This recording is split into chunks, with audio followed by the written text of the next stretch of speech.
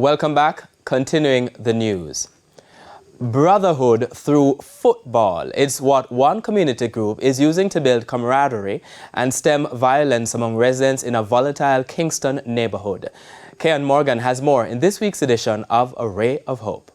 The sun's out, but the scorching heat was no deterrent for those anticipating this football match in Franklyn Town, Kingston. The weekly fixture is a rebirth of a corner league which started over 20 years ago. Chairman of the Franklyn Town Community Development Project, Andrew Cohagan, says the aim of the tournament is to stem violence and foster brotherhood. Between 2003 and 2006 was a very devastating period, a lot of crime and violence, so we had to just abort the league and also financial constraint. But we said we wanted it to come back bigger. The league, which run over a 3-month period, boasts a cohort of 10 teams with 250 registered players. And every Sunday afternoon here at the Kingston Technical High School playing field, the stands are packed as supporters from different communities across Kingston come out to cheer on their team.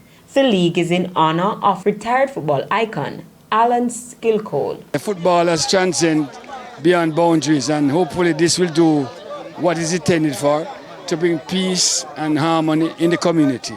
And so far it's looked well, and I'm really proud and honored to be a part of it. In the previous ones, I was one of the ball boys, very small, running on the ball field. And, to see it come back after 20 odd years, it's good. It's good for the community. And I hope it continues. So far, you see enemies playing on teams, right, and being friends, if not permanently, but, for the length of the game. So again, hats off to the organizers for that, and we hope the love stay after the football. Mr. Cohagan says it's more than just football. We are going to have a series of workshops over the next year, 6 months to a year.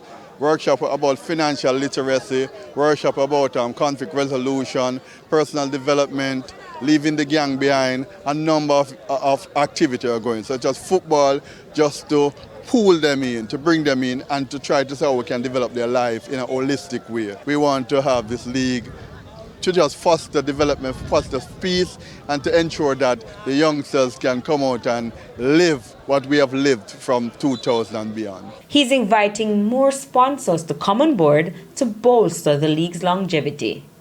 With A Ray of Hope, I'm Kean Morgan.